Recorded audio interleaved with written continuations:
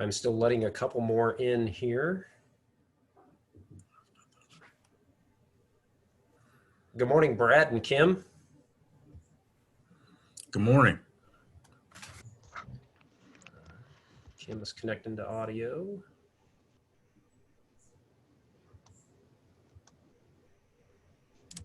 Okay, Wayne, I'm showing 10 o'clock with no one in the waiting room. So why don't we go ahead and get rolling?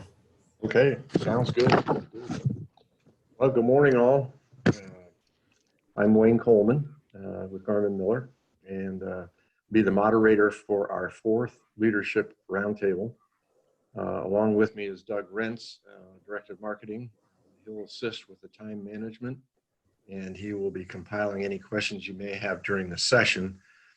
We also have a number of our staff joining us that will be available to answer questions if necessary. Additionally, we have Charlie Dressler along with us, his team from LJB. Charlie, good to see you again.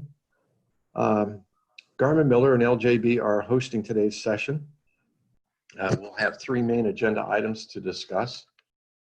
Please utilize the chat feature to ask questions, and we will address those during the question and answer period at the end of each. I hear somebody in there beeping away. There we go.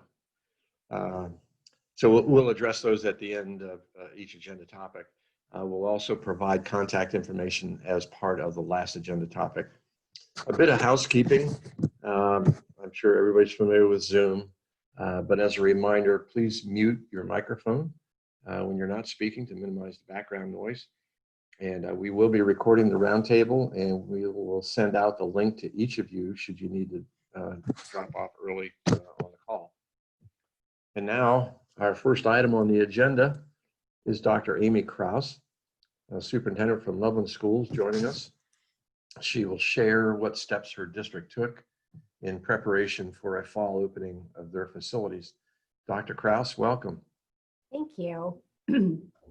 Thanks for having me here today. I thought I'd give just a brief overview. With 600 plus school districts in the state, everybody's situation is a little different. So I thought I would just position sort of where we are and what makes up Loveland.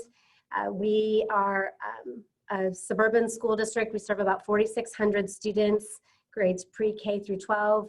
We are predominantly white community, affluent community, have about just under 15% students and families experiencing poverty.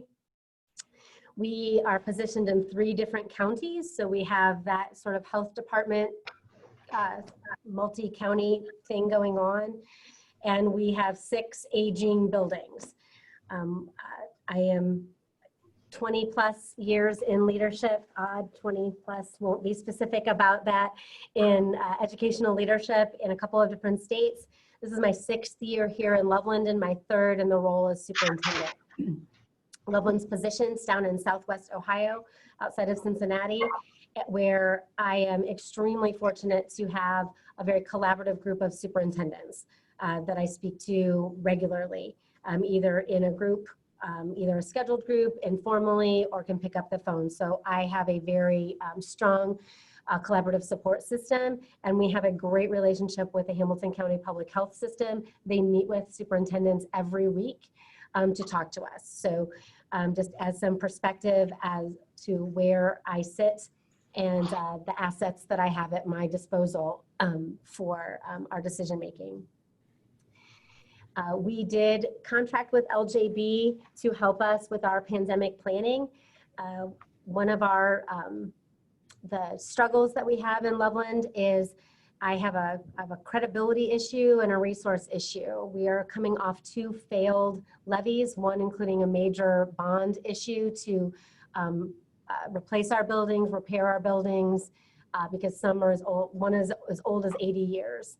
Our high school has been, piece parted together. We needed a new facilities plan. So we're 2 failed levies. We've lost over 50 staff members in cuts because of those 2 failed levies. So, when you have that sort of contention in your community, there's a credibility issue that you have to deal with. And then we have a financial issue in that we had made cuts and our facilities are not up to standard. So because of those reasons, I was fortunate enough to connect with Charlie, who is a community member and a parent in my district. So Charlie was very much aware of our credibility and resource issue and thought maybe a unique relationship between LJB's pandemic planning and our lack of expertise could solve or at least work to assist in this problem. It was every time I talked to Charlie, as in, you know, over the summer months when as superintendents we were all trying to figure out how a governor who, and let me preface this by saying I am super appreciative of the role that our governor has played in reaching the pandemic. My points of contention is how, as school districts, we have no local control over whether children can read at 3rd grade or whether students can graduate from high school without strong oversight from our legislators, but somehow in a pandemic, we have complete local control of opening our schools when our expertise is in early literacy and career readiness, not epidemiology. So it was a very scary time for superintendents as we tried to figure this out together. They provided that expertise. They provided for us how to prioritize the work. Where do you even start? And they also helped us create a plan that was fiscally sound. I mean, I don't know about you, but maybe 3/4 of the emails I get every day are from vendors who have every solution under the sun and want our federal funds that were meant to support us with helping with the virus or with protecting the school and the teachers and the staff. And so it helped us prioritize that and make good decisions. So, you know, when we started, we knew that we had those issues and LJB really was able to help us meet those goals. Our district goals were to stay open no matter what. Could we create a plan that allowed us to not ever have to go remote? That even when things got bad, we had a plan that could allow staff and students to be in school. That we had a plan that was safe for students and staff regardless of what was going on outside of the governor, you know, making a shutdown or any of those things. So that was our goal, was to create something that would keep us in place and keep us from going remote.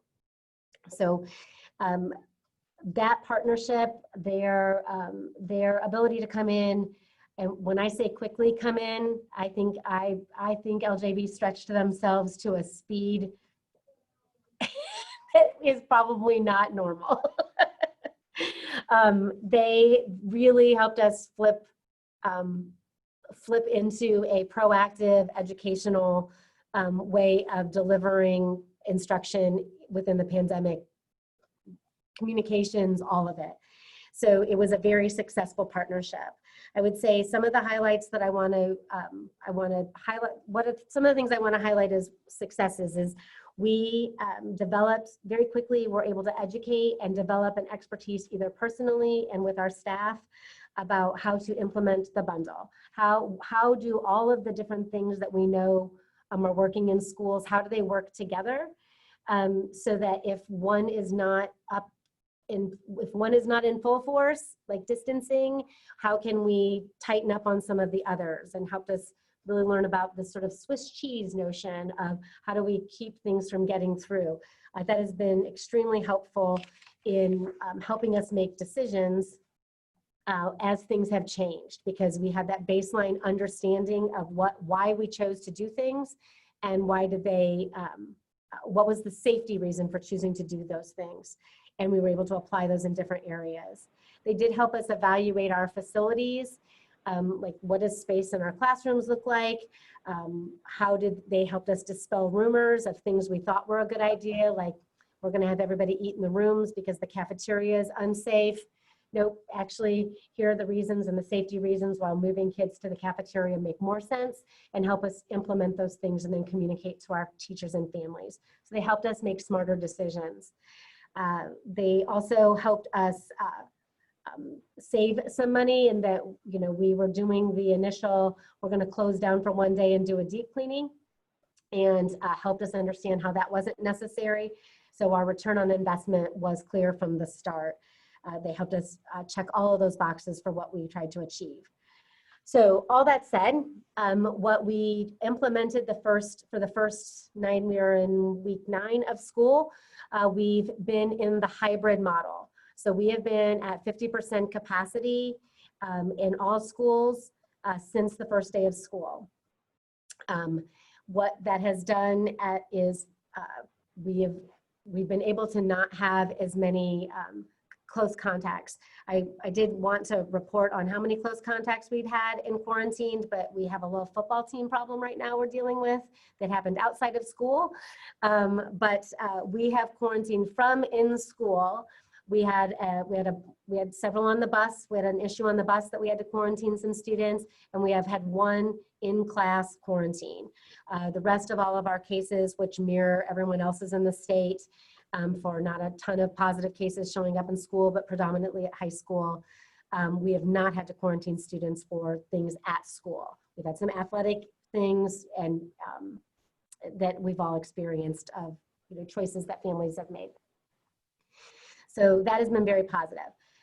The flip side of that is that absolutely everyone in our region is at full capacity. So we have maintained a lot of pressure from families to be in full capacity. And we've benefited from the reality that in full capacity, our neighbors have not experienced spread in the school. So 2 weeks ago, we're in our 2nd week of full capacity K through 8. And our intention was yesterday to go full capacity at our high school on Monday. But see earlier comment about a football team problem, that we haven't decided whether that was actually really a homecoming party problem that's much larger. We're working on that. But I can say with confidence, because of our work with LJB, that we will have a way to deal with that, and a smart way of thinking about how we're going to implement a plan when we've had community spread that's impacted our students, not in our school. So that credibility and that expertise has helped us. What we struggle with is the same thing that I'm sure everyone is struggling with, is we have facts and expertise, and then we have perception and emotion. And what I liken it to from a school leadership role is it's like being in a perpetual snow day decision, or fog day, as somebody earlier said they might have had to cancel school because of fog. But it's that perpetual, I'm trying to take care of students, I've got to make this decision. And you know, when you make your snow day call, unless it was a level 3 ice emergency with no power, you made 50% of the people mad. And I feel like this is sort of a perpetual state of snow day emergency for us in decision making. So while I feel confident with the expertise and facts that we have learned and gained through our partnership with LJB, I was unprepared for the intensity of the emotion. And I'll use irrational, I don't mean it in a negative way, but that irrational emotion, because we're dealing with people's most precious, we're dealing with people's children. So that has been this push and pull that I had hoped that partnership would help relieve, but as we move forward, that has been a stressor. So I have the peer pressure of all of my neighbors being in full capacity versus the peer pressure of families saying, you've made the right snow day call and kept us at half capacity. And I've sort of created inadvertently this wedge of you know, way right or way wrong.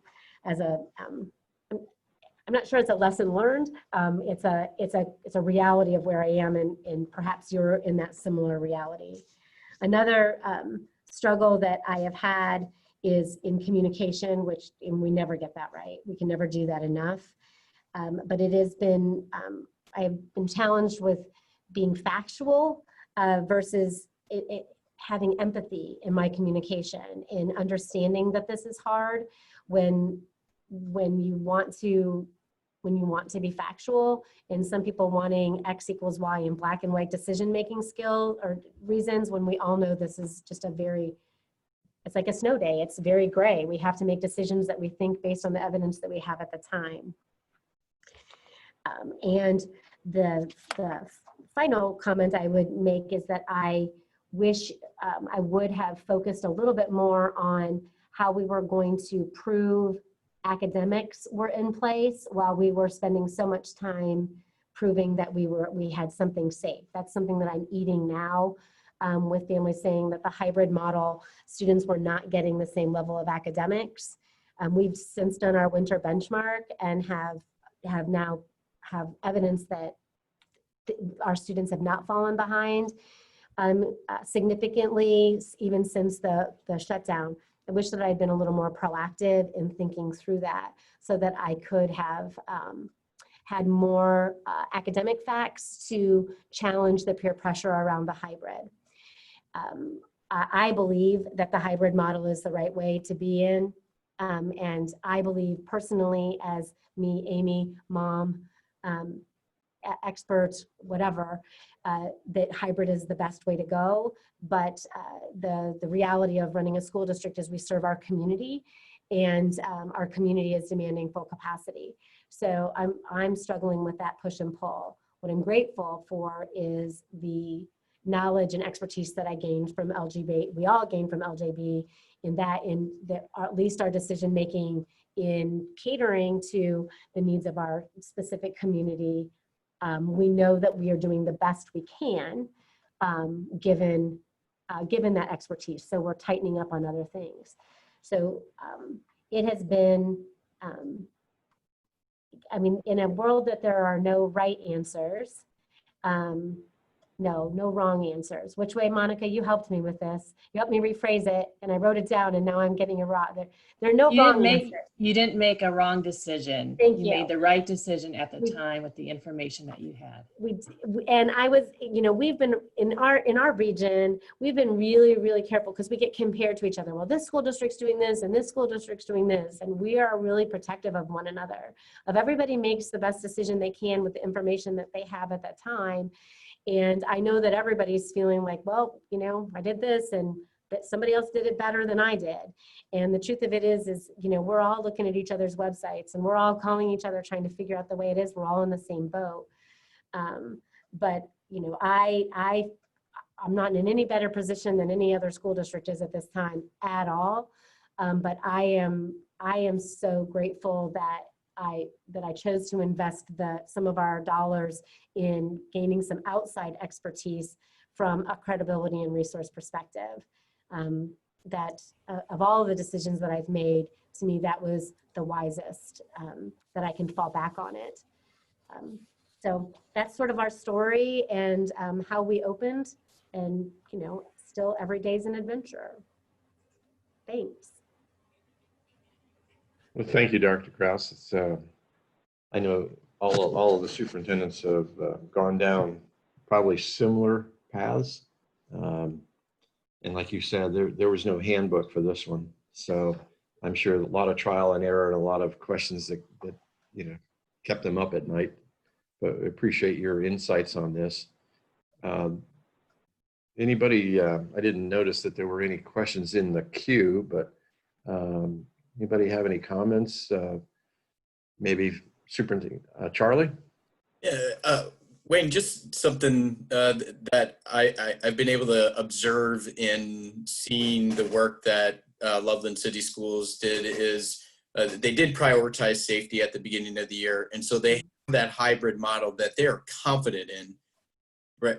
So they can control the health and safety environment very well in that hybrid model when transmission increases. And so as things change in the months ahead, they're ready to move back to that hybrid model if the threat is increased. And so I would encourage, you know, the superintendents and the leaders that are on the call here today to think about, you know, do you have all those things in place? Because the resourcing of the teachers and the different scheduling and the pickup and the drop off, and, you know, how those logistics become pretty complicated, and, you know, what type of different health and safety concerns you're going to experience.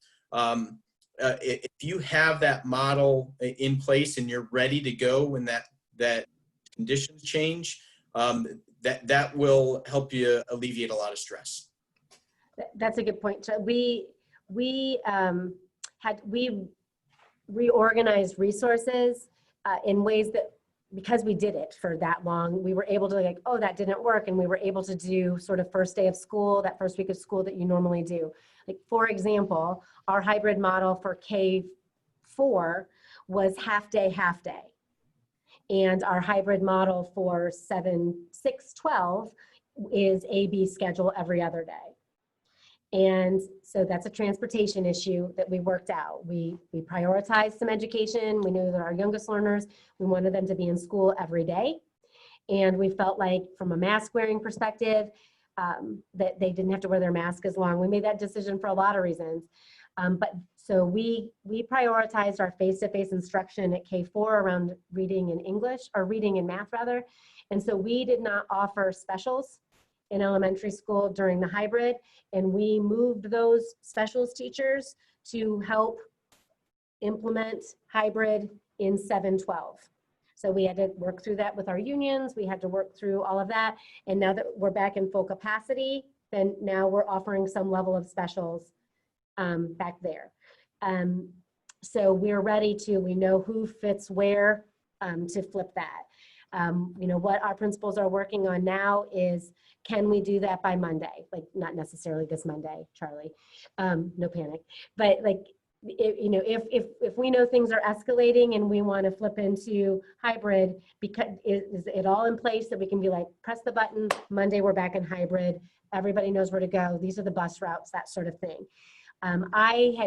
I mean, naive, I know we all think we know what's going to happen. I had no idea how complicated that would be from a staffing perspective. I feel confident that we will be able to stay open all year because we worked out all those details on hybrid. Doing that at the beginning, what you did at the beginning of the year, if you did a soft start, you learned some things, go back and revisit those things and the clunks that you get and try to solve some of those problems, because we had the benefit of being able to do that for 6 weeks and get those problems solved. But thanks for bringing that up, Charlie.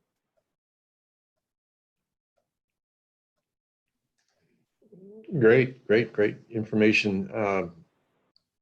You know, I'm kind of scanning through here some of our attendees, and I apologize on the front side that I didn't put a welcome out to all of you attendees, but I'm glad you joined us.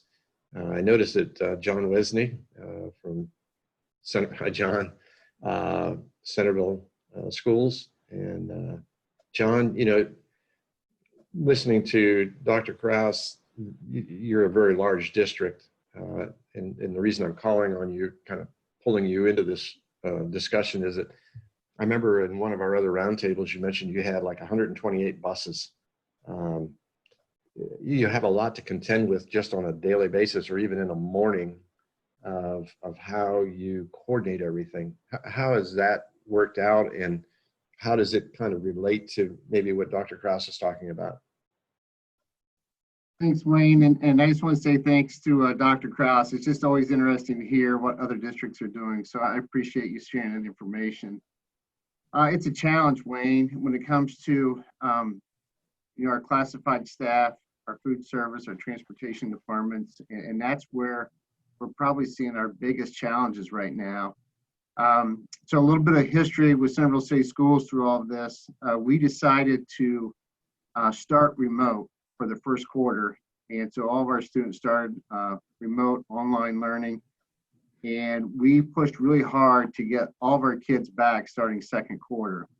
So we're really right in the thick of things right now. We did a soft opening with our students last Thursday and Friday, where we brought in 50% of our staff or our kids on Thursday and Friday of last week, and the second quarter started for us this past Monday.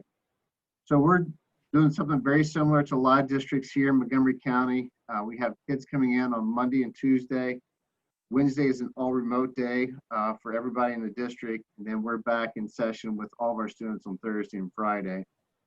We felt like we've done our due diligence in getting, you know, all the safety protocols, cleaning protocols, and everything in place for our staff and for students in the building.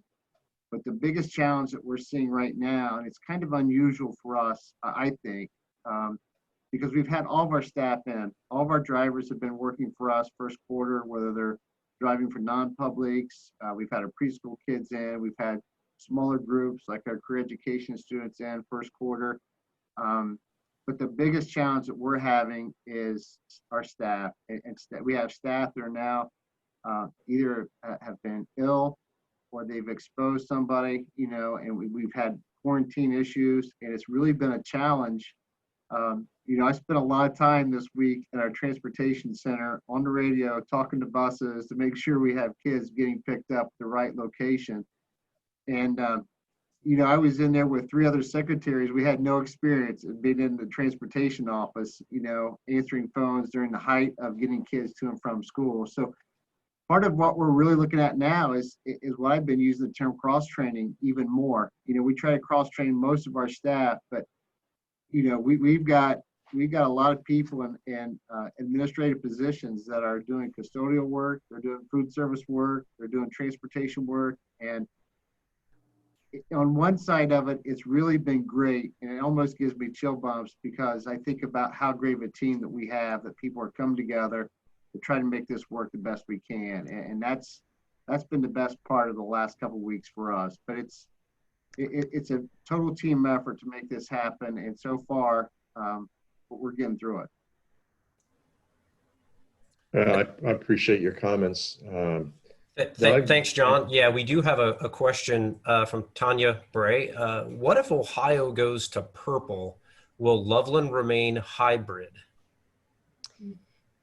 So Hamilton County Public Health has been helpful in helping us move away from using the state's color coding system for our decision making. I mean, at the beginning of the year, I've got this crazy dashboard of different data points that I track, and I want to make it black and white. I want to make it X equals Y. This is what we'll do, and it's just not that way. So they have tried to educate us as superintendents every week about that color code system was never meant to just for schools to decide. It's about ICU beds, it's about some different things, but there are pieces of data that should influence school decisions, and so they've tried to help us understand that. So they are in support of schools being able to stay open. How can schools stay open even if we're purple? Now, again, we serve our communities, and if the community says if we're purple we can't be in school, then that's what the community will say. But I've worked with our Board of Education. That is not our intention, is for purple to mean remote. Purple might mean full hybrid. I mean, that may be the answer we go with. But again, from the very beginning, our goal has been to not go remote. Whatever we can do to make sure that we have maximized safety when that maximized safety needs to be. So I can't say never, but our intention is to not close if we go purple. Thanks, Dr. Crouse. Wayne, that's the only question I have in chat. If you want to move to Kirk and Andrew, we can. We can certainly do that. We'll have a little time here at the end of the agenda to, if you happen to come up with a question and we need to talk about that, then we'll have a little time for that. Thank you, Dr. Crouse. Very informative. Thank you, John, for your comments. Appreciate you weighing in on that. Our second agenda item will be with Kirk Phillips with LJB and Andrew Huelsman with Garmann Miller.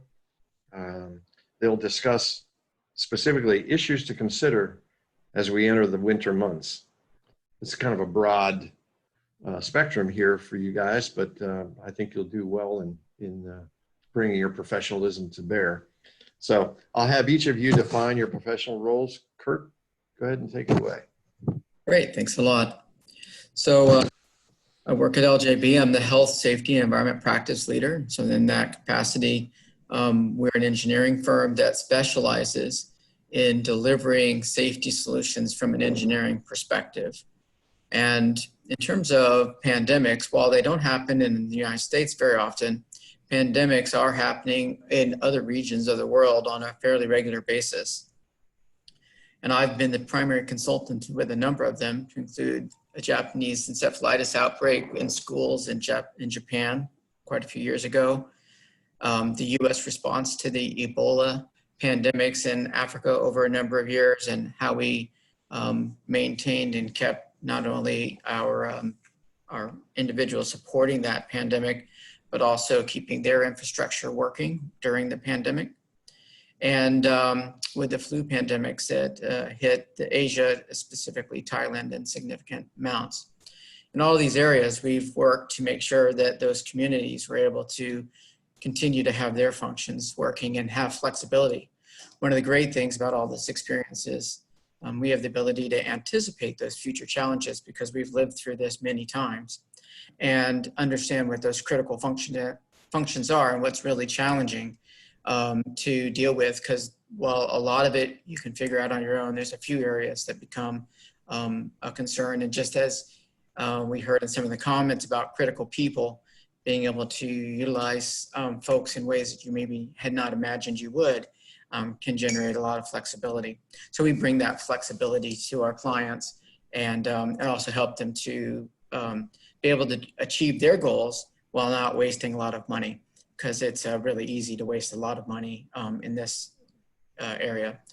I'll go ahead, Wayne, and just talk about my main points, or did you want us to each introduce ourselves? I think you can go ahead and introduce yourselves and just go into that information. Sure. So we loved working with Loveland. They were city schools. They were really responsive to the things that we had in mind. They challenged us with some things that were not easy to achieve, but we established for them a criteria that allows them to be flexible to continue to operate during the multiple waves and the multiple changes that will occur. And that flexibility is as Amy has said, is really serving them well. So I'm going to talk about four main areas. I'm going to talk about the community status, environmental factors at winter, human factors in winter, and then the controls. So in community status, one would hope, we're essentially in Ohio entering a third wave. We would like to have seen each of the waves have a lower point at their lowest point, but each wave actually has only sort of come down off the peak without really going into a full trough before the next wave has started. So it's actually an increasingly oscillating curve. And that's an unstable curve. That's one that will continue to increase in all likelihood. In fact, the dip at the end of the second wave only achieved the peak of the first wave. So our best efforts in the second wave equaled our worst time in the first wave. And we're going up from there in the third wave. So we can expect that there are many more people in the community that will have COVID and that will be passing that in this school year. I think that also is a little bit concerning that the third wave is hitting right here at the beginning of winter. And the reason for that is there's a number of things that happen in winter that increase disease and general transmission. And we'll be talking about that under the environmental factors and human factors. But to start at near first peaks, wave as our low means that we need to get on top of this right now and do what we need to do in our controlled environments to control the spread in those environments. We can do that. Just because it's spreading in the community does not mean it has to spread in the classroom or in our work environments. The final thing about the community status is people are actually becoming wary of following the guidelines. They're choosing riskier behaviors, eating out more, having community gatherings, and not wearing their protective face coverings as completely or as often as they should. They're washing less often and for less long. This is just the nature of being tired of the control, tired of all the extras. And that from a community status is going to not bear fruit when we're thinking about how this third wave is going to play out. The next thing I want to talk about is the environmental factors. Through relative humidity, excuse me, is something that goes down on average in the wintertime. And it's because the cold air causes much drier air. And when COVID does not have a really high aerosol percentage in the particles that are released. But some of those smaller non-aerosolized particles, meaning they have spittle surrounding them, basically water, those will actually dry out in the air before they fall to the floor. That means that in the wintertime, the number of aerosolized particles or viral particles that aren't surrounded by a liquid medium is going to increase. There's going to be some resulting engineering things that causes. One, they're going to stay lofted longer. So whereas a majority of the particles on COVID-19 drop to the floor quickly, there's going to be more that are circulating in the air for a longer period of time. That loftedness also can be exacerbated through certain types of heating. For instance, if you have a heating that's from the floor up or from a radiator type heating, that's going to create other lofting opportunities that's going to help to raise that aerosol up into the breathing zone more readily. So those updrafts can occur at any time.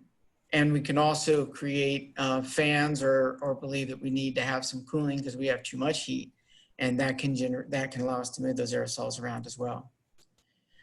Keep in mind, I'm going to talk about controls at the end, so don't get too concerned with what I'm talking about, but just understand, why do people get sick in the wintertime?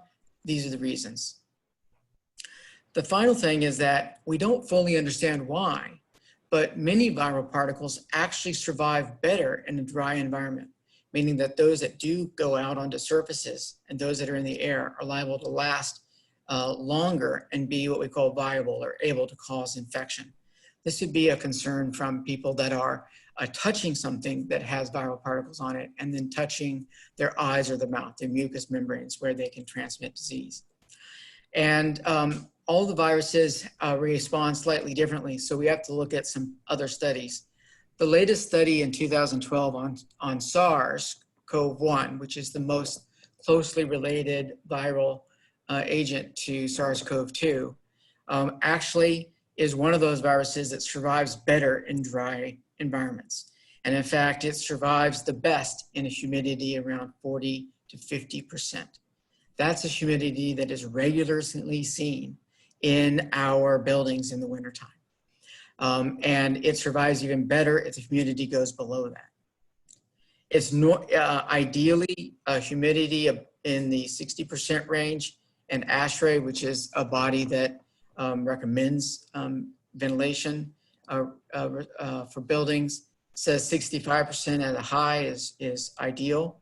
So having methods to keep your ventilation high, even if they're local by room, would be something that would help to keep those viral particles to become ineffective quicker. Now I'm going to talk a little bit about the human factors. Under the human factors, one of the main things about wintertime is our noses run when we're cold, even when we're not sick. You know, you see the kids run and play hard outside and they come back inside and their noses are running.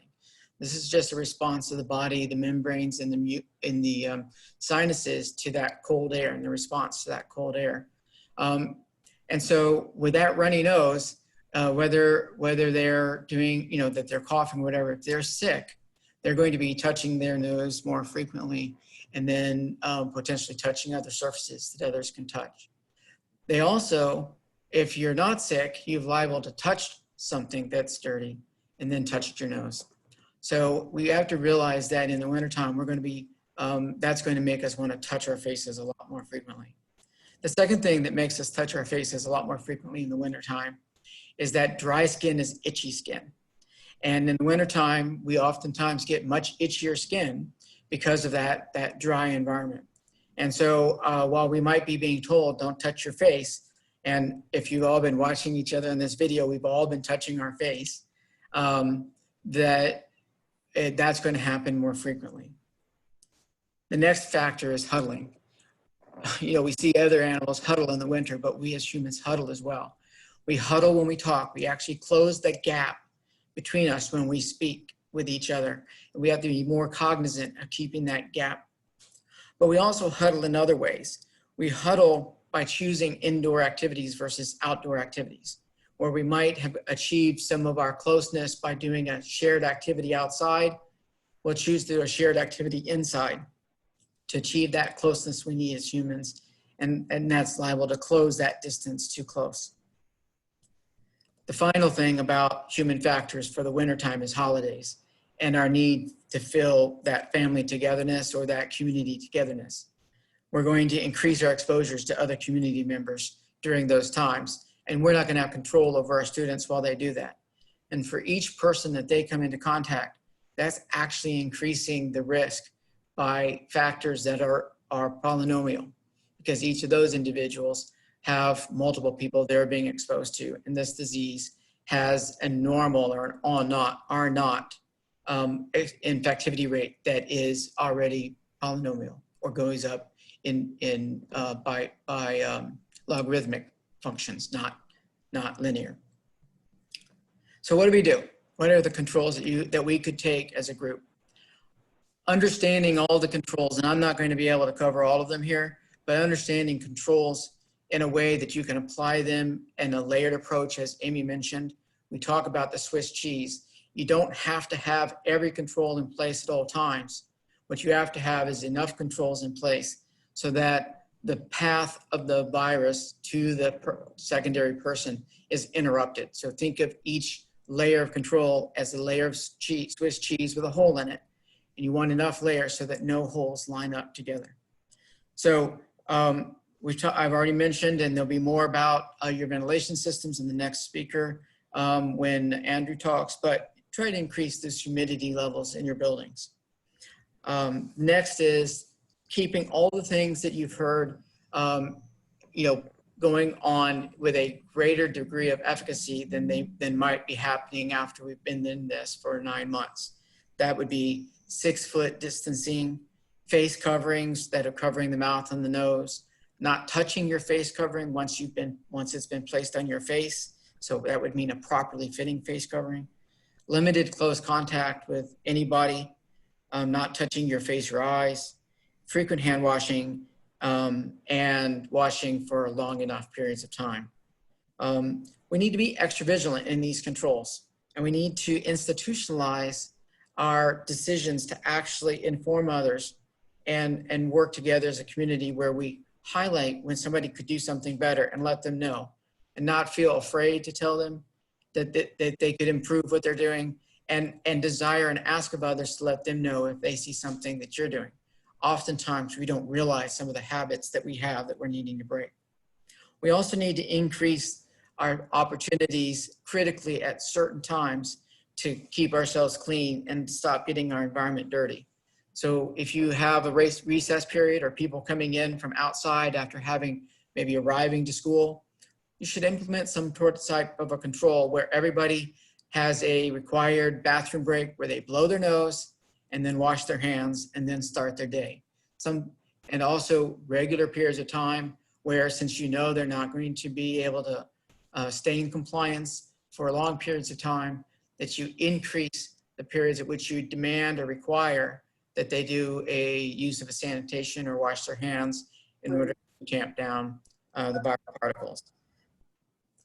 Winter and cold, as I've mentioned, present special challenges to the spread of disease. And if we do everything exactly as we normally do, we will have increases of the individual. Kirk, we are at 10:45 and we do have a question.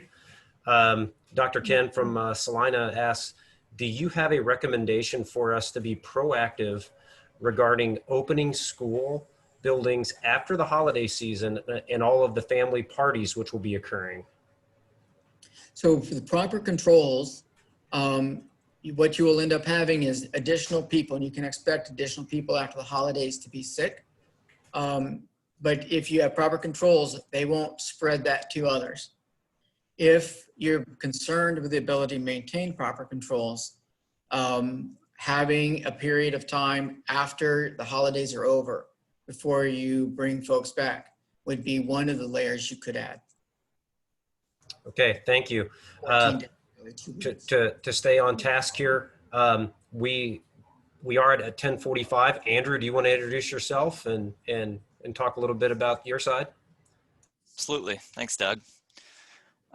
So yeah, Kirk mentioned controls and mentioned ventilation there. And that's really one that when you talk about building systems and kind of the role that they might play in helping, mitigate the pandemic that we're in, ventilation, I think, kind of rises to the top and gets a lot of attention, and rightfully so. So I'm a mechanical engineer with Garmann Miller. Been with Garmann Miller for just over 10 years now. Been in the HVAC industry for 11 years, and I'm the director of engineering at Garmann Miller now. So that's my role. So jumping back into ventilation, ventilation has always been important. It's really important, especially in school buildings. There's a lot of studies out there that link proper ventilation to awareness, attentiveness, and student performance. But now it takes an even bigger role, with this pandemic that's going on today. So what is ventilation? Really it's the process of supplying air or removing air from a space in order to dilute the contaminant levels. So we're bringing in fresh air so that we dilute the amount of contaminants that are kind of building up. So in an HVAC system, you mix outside air and return air to effectively dilute those different particles and contaminants that are in the space and being discharged by people. So if you look up at the supply grill that's in your office or in your classrooms, it's a mixture of both fresh air and recirculated air that's coming out of that. So, there's 3 different ways the virus really spreads, and Kirk kind of covered these, but through touch, through those larger droplets that, fall within the 3 to 6 feet coming out of people. And then the final way is the aerosols, or the tiny droplets that are released and kind of act like gases. And that's really where the ventilation can play a role. It's with that one. It's not really going to affect the first 2 types of spreads. That's more of the the social distancing, the face coverings that we're wearing, with the touch that relates to the cleaning processes and the other controls. But when it comes to those tiny droplets that kind of act like a gas and float in the air, the ventilation system can play a pretty good role.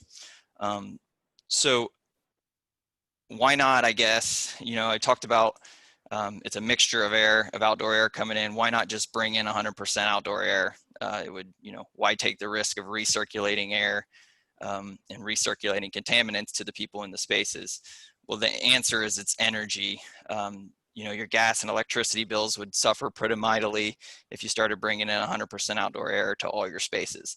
Yes, it would be the most healthy environment, but you can't afford it. So, if you think about it, when it's 0 degrees outside and we're getting this colder weather, the more outdoor air you're going to bring in, the more natural gas and things you're going to burn to heat it. So that's why we got to play a balance here of ventilating the spaces and watching our energy costs. So I guess I just wanted to take some time to maybe introduce some practical steps that I think a school district could take to do the best they can as it relates to ventilation and keeping healthy environments in your schools. The first step I really think would be to just kind of look at your systems, sit down maybe with your maintenance staff and take a look and understand where that outside air is coming into each of your buildings. Everybody's got different types of buildings, different ages, different systems. Maybe it's coming in through a large wall louver, through an air handler. Maybe it's coming in through packaged rooftop units. Maybe you have unit ventilators in each classroom and it comes in through small individual wall louvers. But there's all different things. So I think the first step is really understanding the equipment that's in your building and taking the time to understand where the ventilation kind of comes in. So the next step, I guess, once you understand, maybe have a list, because you'd be surprised at the number of people in older buildings that don't really know where ventilation is entering the building. So the next step then would really to start to verify are those systems operating properly? You know, you take a closer look at each of those pieces of equipment, and this is obviously involved with your maintenance staff. But typically, because we talked about bringing in ventilation air costs us energy and you cost us money through the form of our utility bills, you know, we don't bring it in when a building is unoccupied. So typically, you know, a school district, there's a damper at all those openings that we're talking about. And it's an automatic damper that's going to shut when the building goes unoccupied, and it's going to open when the building comes occupied, because the only reason we're bringing in ventilation air is to keep it healthy for people to breathe. So if there's no people in the building, we wouldn't want to bring in the ventilation air and pay the energy penalty. So the first thing really, I think, would be to kind of go and check out those dampers. And like I said, all different ages. It's a motorized mechanical piece of equipment. Make sure they're working and functioning properly.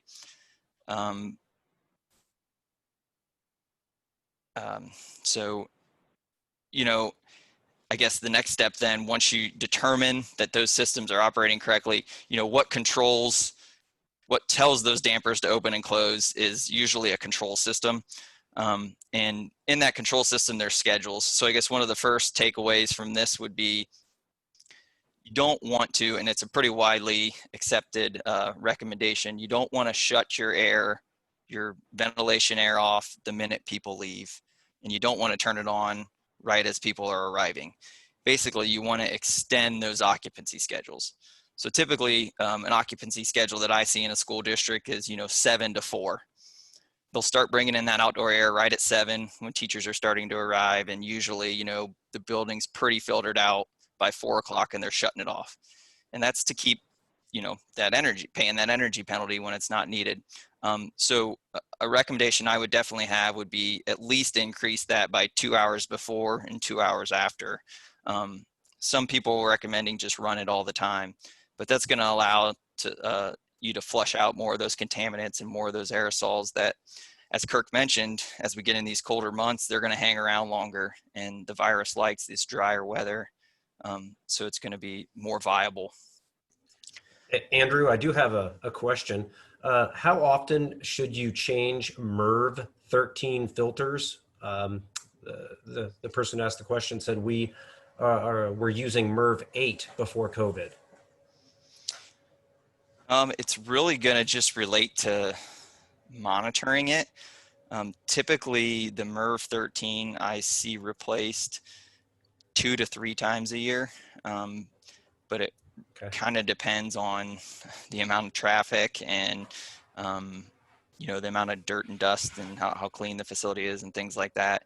So the best way really is to just visually monitor them to be able to tell. But in general, I would think a couple of times a year, because oftentimes the Merv 13 have a pre-filter before them that can be changed a little more often. Okay, we are at 10:53 and we want to have time for open discussion. Any questions at all, feel free to contact our people, Wayne Coleman, Monica Bruaw, and Charlie Dressler. Their email addresses are there. Of course, you can call our offices as well. Wayne, do you want to say anything before we open it up? Yeah. Thanks again, everyone, for your participation. Hopefully it's been helpful to everyone. I don't know. I guess I have maybe a quick follow-up for Andrew here. So I'm sure districts are all in this pre-winter cold weather mode of, you know, making sure dampers are actually functioning and opening and going through those checks. Would that be a good assumption? Typically from a school district standpoint of saying, oh, you know what, it's October, we're starting to hit a couple of cold days. Let's make sure we get our cold weather maintenance done now. Is that an accurate statement? Anybody want to jump in on that?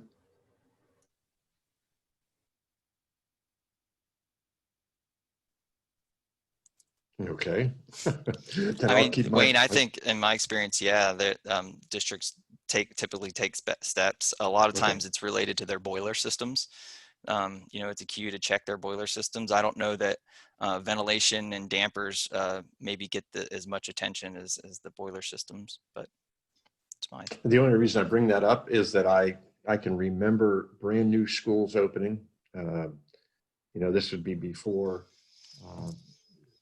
you know, maintenance plans were involved for buildings, having you know, brand new systems that weren't functioning quite right. They were functioning. The average person, layperson walking through, yeah, that boiler's running and the fan's blowing. They found that dampers weren't wired correctly or incorrectly. They weren't communicating. So there's some inconsistencies there, and I think that it kind of relates to that whole air circulation. Something, I guess the lesson here is, if you think you're having a problem, you know, and you can't detect where that problem is, time to make a phone call to get somebody involved.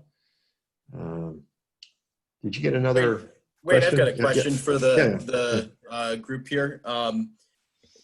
There's very much an offense and defense position in the pandemic, and playing defense is going to be challenging. You're going to be constantly chasing your tail.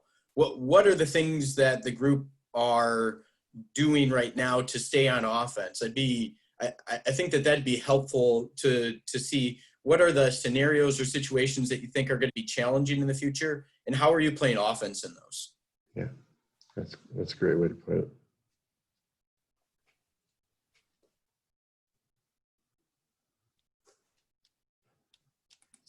Steve, you on the call. Can I call you out and ask you how you're playing offense?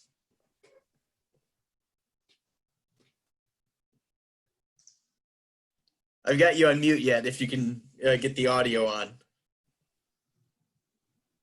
How about now? Can you hear me all right? You betcha. Welcome, Steve. Okay. Hey, thanks, Charlie. Well, I guess one of the things we see coming, we certainly hope not, but we're on offense as much as we can. I'm sure other districts would echo this. We're concerned about staff shortages. Just making sure we have enough people, enough subs, transportation in particular. There's a CDL shortage, so we're out advertising right now, trying to recruit drivers. We're willing to, even like a lot of districts, pay the costs of the drive time, the testing. You don't have a CDL, that's okay. We'll take you. We need you. So I would say that's sort of an offensive play. We're trying to anticipate things that are coming. We're okay right now, but as we get into flu season and more people start reporting ill to work, and we won't let them come in, obviously, I think that's a way we have to stay on offense. With regard to facilities, we've become more proactive in terms of filter changes. Just, you know, we have a lot of old facilities, so the best we can manage is MERV 7, MERV 8, a few MERV 9s. We can't get up to 13s. Now, our new facilities are coming. They're under construction. They can do a MERV 13 filter, and then we can have a lot more options. But right now, you know, what we're trying to do is just increase the monthly frequency for filter changes around the district, whether that's rooftop units or air handlers or those kinds of things. So we're trying to do the best we can with the resources we have. We don't have the funds to add, you know, bipolar ionization for every air handler, for example. Is that the right move to make, even though we're in a pandemic right now with regard to our aging facilities? You know, so we want to do the best we can to provide the healthiest environment given the resources that we have right now. That's just a couple areas, Charlie. I mean, I don't know if that's the kind of thing you're looking for with the question. I really appreciate the question. I think it's a great one. But yeah, we try to play offense as much as we can, knowing that we may be forced into a defensive stance, depending on you know, what the numbers do, how community spread goes, and honestly, the fidelity to which our teachers hold to the model. You know, they have to maintain these controls, and what we've found is it's not the children. You know, it's the grown folks that really have to play ball. We are getting close to wrapping up, but I do have a question from Brad Herman. Are air purifiers in the classroom a good investment? We have very old buildings, so there doesn't seem to be many options with our HVAC. I could take that. I think the answer is it depends. There are different technologies associated with air purifiers. I don't know if you're talking maybe like HEPA filtration, some ultra filtration. can help. There's the bipolar ionization that Steve just mentioned there, that has definitely been proven to reduce the virus. The verdict's still out, I guess, from some people that I read in the professional community on some of maybe what could be side effects of that. Personally, I don't think there are many. I think it's a pretty good option. And then there's also UV, which inside a classroom in a school doesn't seem to fit real well just because of the potential risks associated with UV. But I think that it can be a good investment, but it really takes a closer analysis for the situation. There might be lower hanging fruit that might be easier to help you. Okay, Wayne, we are at 11:01. Thank you, Doug. You know, I always hate to cut it short. We promised you an hour. We're gonna try to hold to that. I really think that there's been some good questions. I think there's a lot more that we could even discuss, but we're gonna try and stay on this 1 hour commitment. Earlier, Doug put up a quick screenshot of Charlie's contact, my contact, Monica's contact. The three of us are all in kind of the business development side of our firms. We're not trying to make this a sales call for you all. We really wanted to share experience. We wanted to share professional knowledge. I appreciate Kirk Phillips joining us. Here's a guy you could probably listen to for an hour or more on his own, just from his experience. So Kirk, thank you very much. Dr. Crouse, same thing. We appreciate your comments and how the steps that you went through hopefully was digested by your colleagues and you know, may be helpful. So we appreciate that. If we can be of any assistance to you, by the way, I did mention quickly that we did record this. We'll make it available to you. So if you miss something, you can catch up on that. If we can be of any assistance and you need to reach out for any reason, feel free to give us a call, even if we can kind of direct you to an appropriate professional. We'd be glad to do that if we can assist you in any way. Please give us a shout. We love to help you. As they say, we're in this all together. All right, thanks everyone. We're going to get it done. All right, So thanks. thank you Dr. very Crouse. much. Thank you. And we will connect soon. Take care. Thanks for joining us. Thank you all. Thanks. Have a good day.